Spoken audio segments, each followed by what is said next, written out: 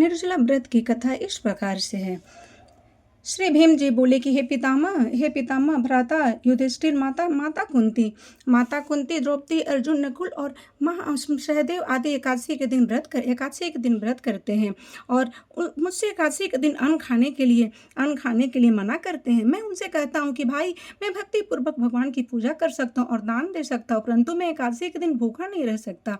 इस पर व्यास जी बोले, हे भीमसेन, यदि तुम नरक को बुरा और स्वर्ग को अच्छा समझते हो तो प्रत्येक मास की दोनों एकादशियों को अन्न न खाया करो। इस पर भीम जी बोले, हे पितामह, आपसे प्रथम बार कह चुका हूँ, मैं एक दिन एक समय भी बिना भोजन के नहीं रह सकता। फिर मेरे लिए पूरे दिन उपवास करना बहुत कठिन है। मेरे पेट में अग्नि का वास है, जो अधिक अन्न खाने पर ही शांत होता है और मैं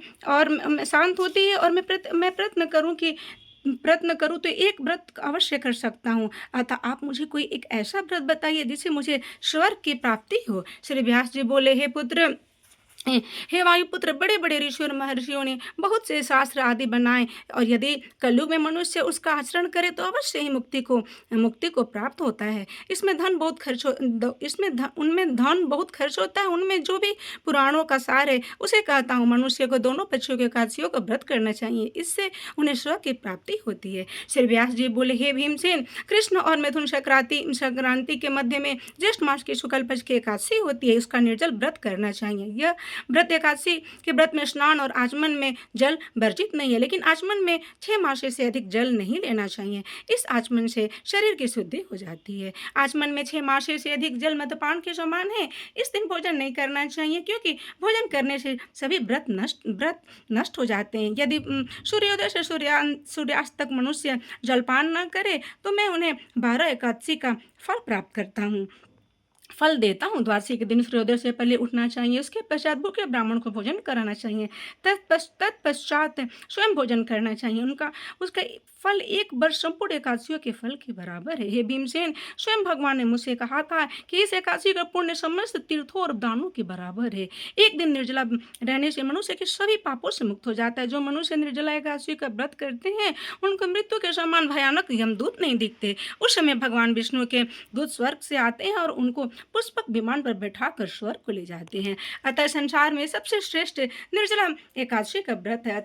अतः जैसे यत्न पूर्वक इस एकादशी को निर्जल व्रत करना चाहिए। उस दिन ओम नमो भगवते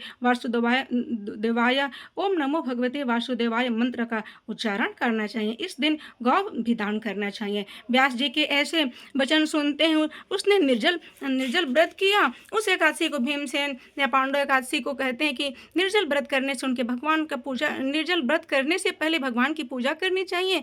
उनसे विनय करनी चाहिए कि हे भगवान, आज मैं निर्जल व्रत करती हूँ, इसके दिन दूसरे दिन भोजन करूंगा, मैं इस व्रत को श्रद्धा और पूर्वक करूंगा, उससे मेरे सारे पाप नष्ट हो जाए। एक दिन उस दिन एक बड़े वस्त्र से ढककर स्वर्ण सहित दान करना चाहिए। जो मनुष्य इस व्रत को प्रहर में स्नान ताप आदि करते हैं उनको करोड़ों स्वर्ण दान का फल मिलता है। जो मनुष्य इस दिन यज्ञ होम आदि कराते हैं उनका फल का वर्णन भी नहीं हो सकता। इस निर्जला एकादशी के व्रत से मनुष्य विष्णु लोक को जाता है।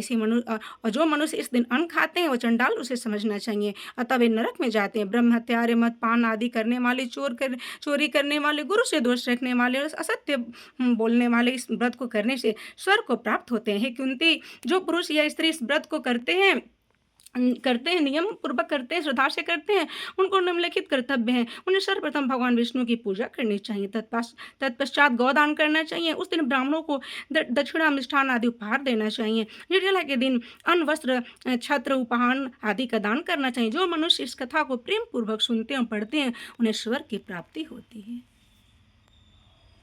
बोलो बोलो विष्णु भगवान की जय जय।